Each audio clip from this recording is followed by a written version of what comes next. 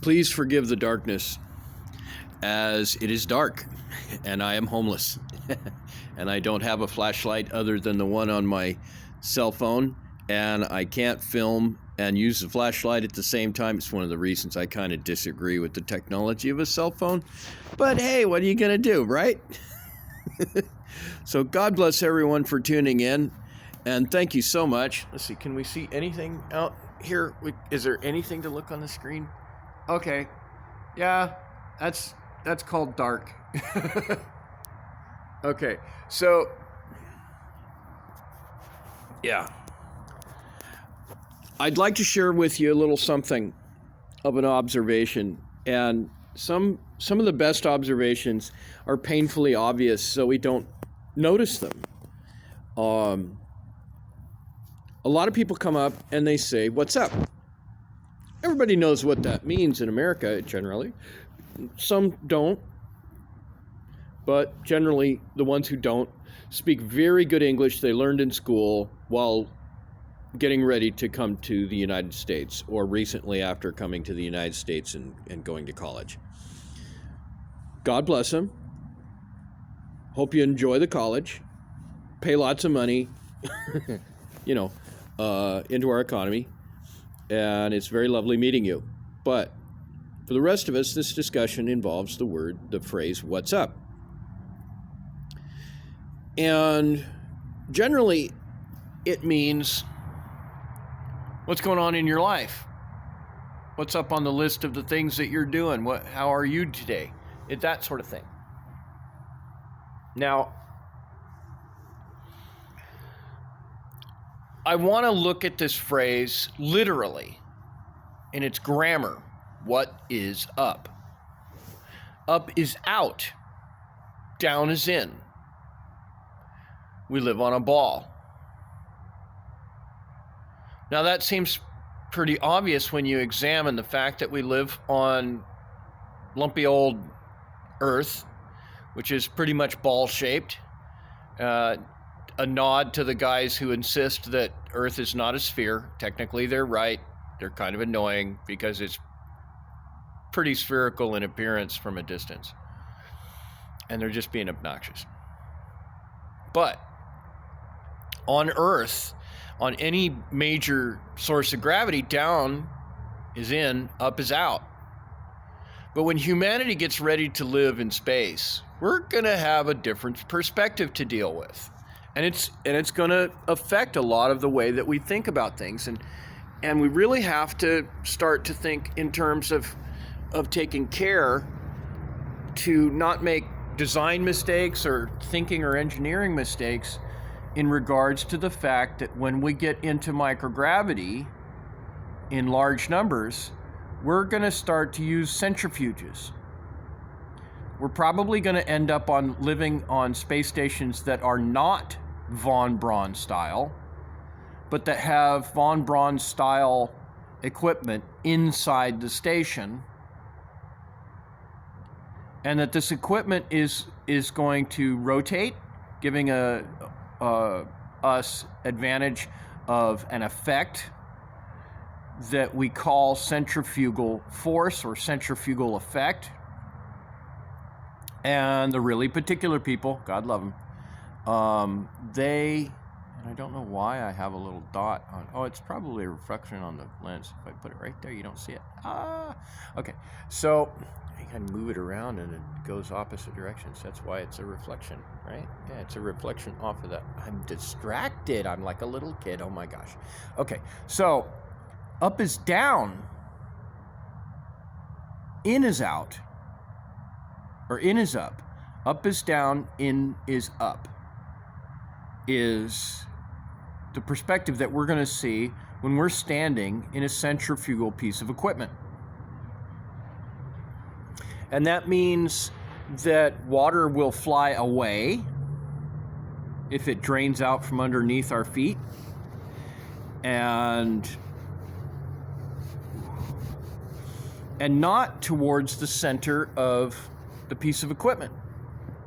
The equipment we're landing on, if you use the analogy of the Earth being a piece of equipment, has an opposite effect, that the water will go towards the equipment and not away from the equipment.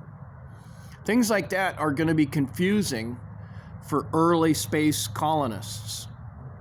Those that are perhaps on an Aldrin cycler heading out towards Mars, or are living on permanent space-based equipment, for lack of a proper definition, because I think spaceship is the scale that I'm envisioning is, I have to explain a lot to people before I expect them to, most of them, to get quite where I'm at with that. So I'm having some trouble talking about it because verbiage doesn't exist yet. Whenever we have new things going on in our experience as human beings, we have to come up with new words for them. And when we are right on the edge, we know we're right where we need to be when we have trouble communicating it, because there aren't words for what we're seeing and imagining, and that's where things get interesting. The scale that we have in our solar system in space is much larger than the very large scale that we see here on Earth. We mere humans walk around on the surface of the Earth and we look at a view of a giant mountain with the sun coming up behind and maybe the moon behind us or something like that, and we think, oh my goodness, isn't the place we live very large? And we see an airplane flying, hundreds of feet up, or maybe thousands of feet up, and we're like, wow, look at how big everything is. We get out into space and it's going to get awfully big. And we have to start thinking in terms not of living in a little tiny tin can, but encapsulating large volumes of space and pressurizing it to sea level. And then we are, as individuals, perhaps alone in a pressurized volume of a cubic mile. And that's our house. That's where we live. We can invite our friends over from their cubic mile of space that they have encapsulated and pressurized. The von Braun engineering and pretty much all of the engineering that you see with the Apollo program and the stuff people have imagined before and actually planned to build, like they had realistic plans, we could actually build this, doesn't take certain things into account and puts everything in one basket, has this kind of linear thinking from inside the box of other people who've looked at space from the well-funded academic side. And I have a huge amount of appreciation for what they've achieved. But the fact of the matter is, I've been looking at it from a perspective where my crazy ideas, it didn't matter that they rejected them, because my life was not dependent on agreeing with the crowd.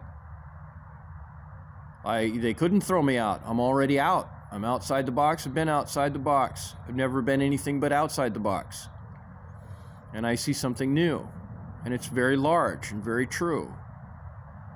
And how can I see that? Because I saw all the work that they did and I compared it with my experiences. And I came to new conclusions. That we can have a standard of living off Earth in the microgravity environment that is healthy and exceeds the standard of living here on Earth. This is Darren Marchant with American Nomad News. Thank you so much for joining me in the dark, right on the border between Hearst and Richland Hills, Texas. in the Dallas-Fort Worth area, and wherever you are when you see this, please like, subscribe, leave a comment in the YouTube comments. It helps. Share it with your friends and hit the bell icon. Darren Marchant signing off.